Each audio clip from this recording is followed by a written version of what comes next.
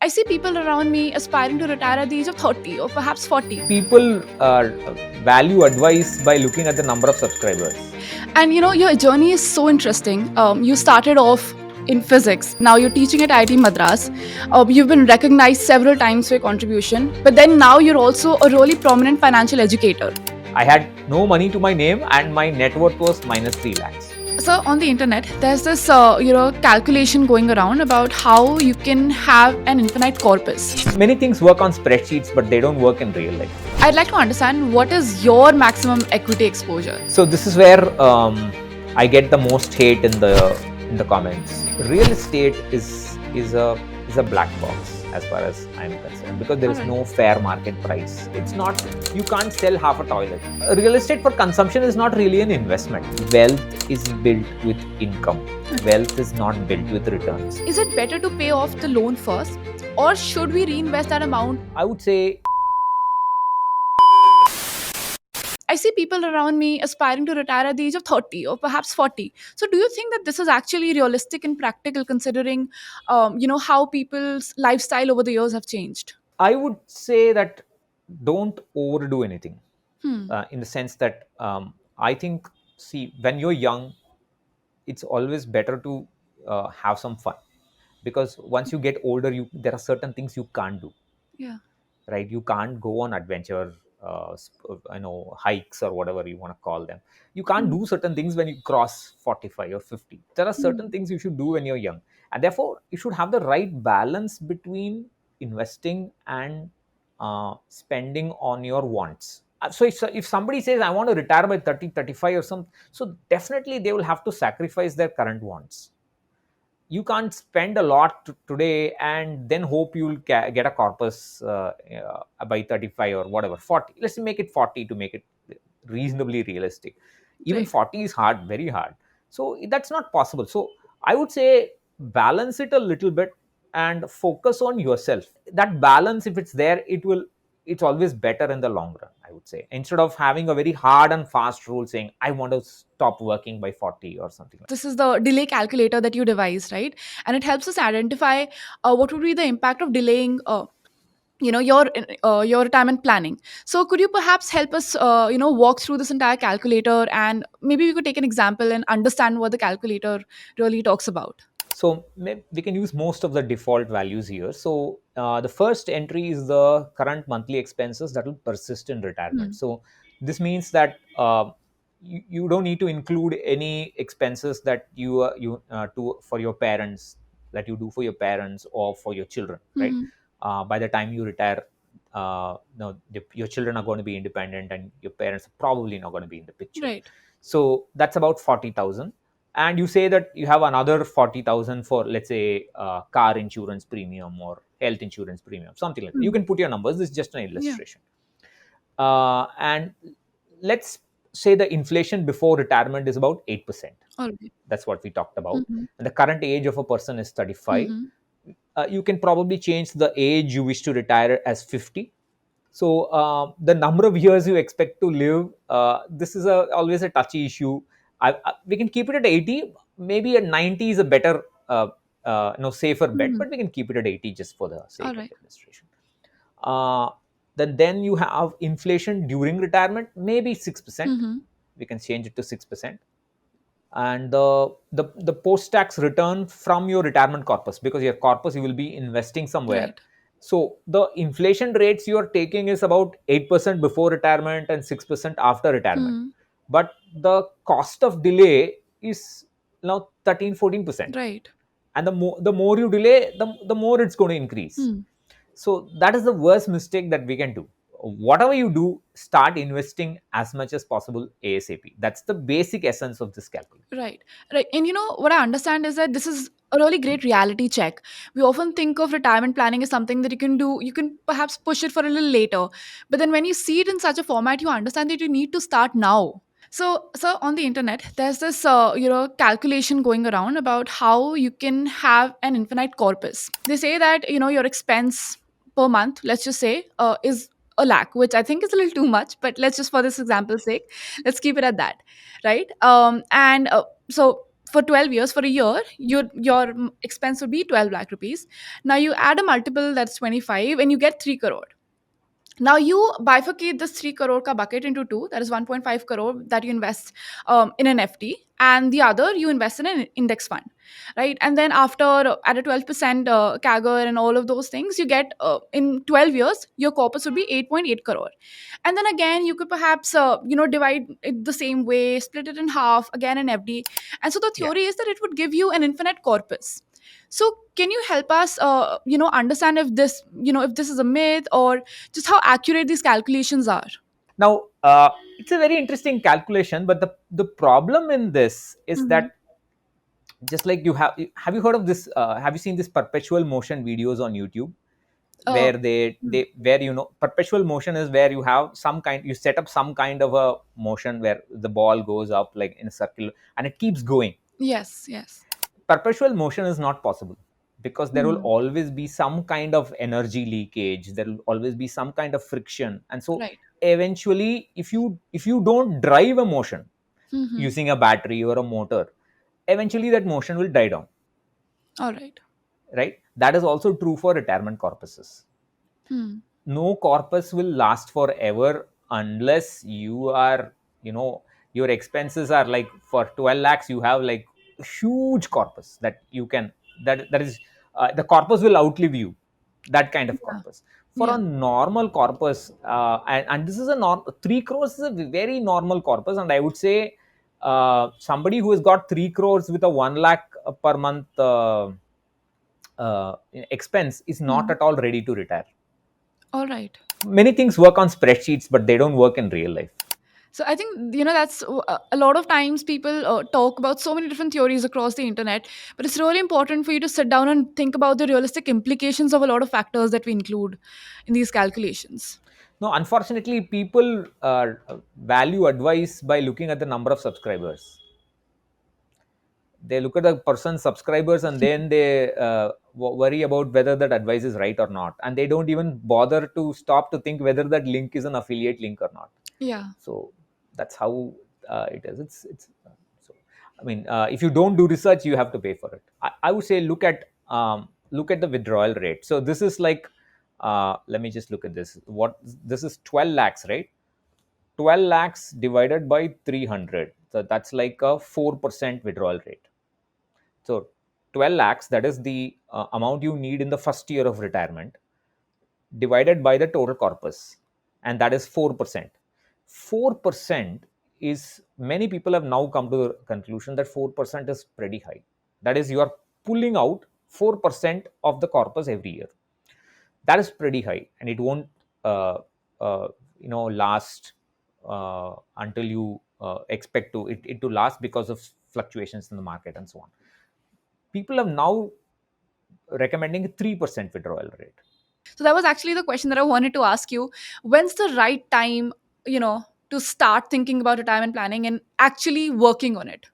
The day you get your first paycheck, Okay. that is the right, that is the ideal time, Hmm. right? The day you start earning, that's the day you realize that this earning is not going to be forever, Right. and so you plan so that, I mean, you, of course, you should enjoy the present, you should splurge on yourself, whatever, all that you do, but you also recognize that you don't want the party to stop. And so the best way to do that is to take a small portion of your investment from your first paycheck onwards and put it away for retirement. We've seen a 300% surge in demat accounts since 2021, and that's an incredible number, right? And SIP contributions are at an all-time high. The surge has been witnessed after 2020. I mean, these are people who have not really seen a really big crash. So can we talk about all of these new people who are coming into this world of investing? I always believe that we are victims of our own experiences, Hmm. right? And in my case, I was very lucky. For the first 5 years of my investment journey, I had no returns. It was zero, Okay. right? I was, this was the bear phase from 2009 to 2013, Okay. where the market went nowhere. And that was the phase I was investing and I was learning about equity market, and I was increasing my investments more and more and more. All right. But because of that, I know that equity returns are going to be clumped. There's going to be a several years where you're going to get huge returns, and then several years of poor returns. It's like a staircase where you don't know where the next step is, Right. Hmm. right? And you have to be in one level, and then suddenly there's going to be a next step. Then you move up. Maybe there's then going to be a step down next time, and so on. So that recognition and that appreciation of market returns is very important. I think most people today, if you tell them about risk, they laugh at you. They tell you that's never going to happen. My returns have been 35% for the last 2 years. Yeah. That means nothing. I mean, it's never going to be 35% throughout your investment journey. Hmm. That's just not going to happen. And you're going to have bad years. Will the people who joined in the last few years stay invested through the markets? I would say no. That's most of them won't. Some of them will, but most of them won't. But that's true of investors over all periods of time. That's how investors have always behaved. Right. So you mentioned asset classes, and you said that, you know, you can't be very heavily reliant on just one asset class, and that's absolutely fair. But I just want to understand, what is your opinion on, conventional asset classes like real estate and gold, and just what's the outlook now? So this is where I get the most hate in the comments Hmm. to this question. And see, real estate is a black box as far as I'm concerned, because there All is right. no fair market price in the same locality, in the same street. One house, another house, the market value can differ a lot by several Absolutely. lakhs. Real estate for consumption that is the house you want to live in. That is not part of your net worth, right? Hmm. Many people make the mistake of saying, I live in this 3 bhk which is worth 3 crores, 2 crores, and so on. But it's not worth anything until you live in it. It is Right. only when you decide to place the house on the market does it have a market value. Only then you really know what the market value is, because people get a rude shock that it's not as much as they dream. Hmm. But only then it gets a no value. But so real estate for consumption is not really an investment. But All right. and I would say, if you want to have a house on your own, yeah, go ahead. That's I mean, many people will not be comfortable unless they can call their roof as their I own. think it's an emotional decision. Very, and so that is something. That's why I tell people, start investing very early for retirement, Hmm. so that when you buy your house to live in, and when the home loan starts, EMI starts kicking in, you have already started the investing habit. So you can balance your expenses, your EMIs, and your investment reasonably. You Hmm. don't have to stop investments when your home loan is running. If you look at your asset allocation with real estate investments, that will be the elephant. Hmm. The real estate will be the elephant. It's not, you can't sell half a toilet Yeah. like you have a right. Right. It's binary, and therefore it's difficult to rebalance. It's very difficult to manage a real estate investment in the portfolio. Right.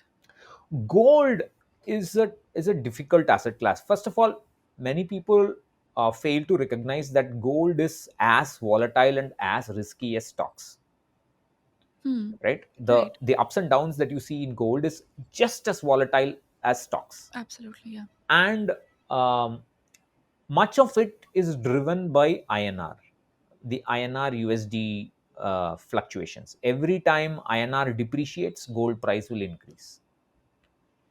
And so it's not a very productive asset class, in my opinion.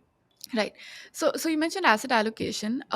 So I'd like to understand, what is your maximum equity exposure? Yeah, so my current equity levels for retirement are somewhere between 63-65%. Hmm. It fluctuates a lot. I mean, I ideally want it to be a 60%, but it's a little bit higher than that. Okay. But it has taken me a lifetime to get here. So Hmm. from the day I started in 2008, that's when I started my equity exposure. Hmm. At the time, I had a large NPS corpus. I have a Okay. mandatory NPS by my employer, and Hmm. that corpus was already large, and that kept growing. So it took me, I would say, 2000. 18, 19 to catch up, to become 50%, and then go beyond that, and so on. So it's taken me a lifetime, and that's a problem for many people. For many people, their portfolios are debt heavy, fixed income heavy, and it takes a long time to catch up. But I would recommend 50 to 60% is a good asset allocation, a Hmm. good initial asset allocation for a goal that is more than 10 years away. I just like to know your opinion on this. That should new investors go towards individually, stock picking, or not? And what are the alternates that they do have for this? See, this is something that um, young people probably won't listen to me. I'm assuming new investors are young people, but Yeah. they need not be. Um, uh, so I would say just buy an index fund. Hmm. Just buy an index fund. Stop worrying about what people are talking about and about the markets. Focus on upskilling yourself, enjoy your family, have a hobby, try to increase your income as much as possible, because wealth is built with income. Wealth is not built with returns. It's a fallacy that people think that they will just buy a small stock and it will become a multi-bagger and they'll become crorepati's and they will drive all these fancy cars and so on. That's just a fairy tale. Hmm. Everybody who has become wealthy has become wealthy because they have earned well. Right. Of course, there will be exceptions here and there, but exceptions don't make good examples. The example that we should strive for, you increase your income and dump it into your simple investments like index funds, while Hmm. you focus on yourself, making yourself happier, healthier, whatever. Hmm. Hmm. Wealth will grow. Instead of that, people spend a lot of time worrying about trading in crypto, futures and options. They worry about, buying stocks, Right. and they buy all sorts of penny stocks and waste their time and money, and and they call it experience. Most stock investors, they're not long term stock investors. They just keep shuffling their portfolio, and Hmm. many of them are even scared to benchmark their index. I challenge them, if you benchmark your portfolio properly with a Nifty or a Sensex index fund, you will be surprised that you have not done as well. You can't buy anything with your XIRR numbers. You just need cold hard cash money. You get that in the simplest way possible, and that's what I Yeah. just said, how to do it. I think people have this tendency to just hop on any bandwagon, right? If you look at every ad, FOMO is how they get you. Yeah. They tell you that you are missing out something. And now that I have you here, you're a financial educator, and it's like the perfect opportunity for me because there is so much going on, for my own personal finances. So there are two things, and I want to talk to you about it one by one. The first is that my dad just got out a car loan, and we have two options, right? And that's what we're thinking about. Is it better to pay off the loan first, or should we reinvest that amount to get more loans? You're asking me whether it's better to repay or invest and keep the loan going. Yes. Is that what you're asking? Yeah. Yes. So, see, it depends. I would say, if you see, the first thing is, don't look at it as a loan repayment problem alone. Okay. Look at it more holistically. Think of your investments for your goals Mm-hmm. and your loans. If you can manage to keep investing for your long term goals reasonably enough while the EMI is being serviced, while the home loan or car loan, whatever loan is being serviced, Okay. then it's okay to keep it running. Okay. Don't worry too much about the math. People spend a lot of time about, if I prepay this loan, if I don't all kind of comparisons. I would say that's missing the point. Hmm. What matters the most is, are you investing for your long term goals? Hmm. When you get a loan, you should make sure that your investments do not stop. Of course, they will be affected. Got They will reduce because Hmm. some of it is going to go to the EMI. But you Correct. should ensure that they do not stop. As long as that is in place, it really doesn't matter what you do. That makes sense. Hmm. But you should not. pull from your investments meant for retirement or any other goal and prepay the loan. As long as your investments are in place, then it doesn't just service the loan out. That makes sense. And as long as, as long as your job is reasonably secure and you're not going to retire anytime soon, just service the loan. It's just, think of it as an expense that's going to die down in a few years. You can think about personal finance as a water filled balloon, right? You hold the water filled balloon in your hand. Okay. If you press somewhere, if you press here, Mm-hmm. it's going to bulge at the back. Right. If you only look at where you press and make decisions, you're ignoring the impact of the bulge. I'm saying go Yeah. around and see what would be the impact of taking a loan or not taking a loan, and so on. Once you make a holistic decision, things will be so much better. You can, you don't, you the doubt will go away. Yeah. So the doubt is there because you are having a very microscopic view. The Mm-hmm. moment you have a bird's eye view, you understand this is okay. It's okay. I'm already investing. Everything is in place. Let me run out the loan. Typically, that's fine. Now the second question is, my parents have just entered their 50s, and of course the topic of retirement planning has been brought up a couple of times. Could you maybe give me a realistic plan of action of sorts? It does not have to be really detailed, of course, but could you just walk me through the process of how should they go about this entire process of securing their retirement? They do have a couple of investments going on, of course. Let me compare your situation with that of your parents, or speaking in general, Okay. somebody who is in the 20s versus somebody who is in the late 40s or early 50s. Right. Does that make sense? Yeah. Yeah. So for somebody in the early 20s, think of uh, having a wardrobe which is empty, Hmm. and you're starting to fill it with clothes. It's completely empty, it's nice and shiny, and you fill it with clothes. You fold it, you put it in a, you keep your socks in a sock drawer. You keep your, you delineate, you segregate the Hmm. clothes Hmm. in a nice way so that every time you open, you know where is what. Yeah. Typically, for such a person, they can invest on their own. Hmm. They don't need any kind of advice.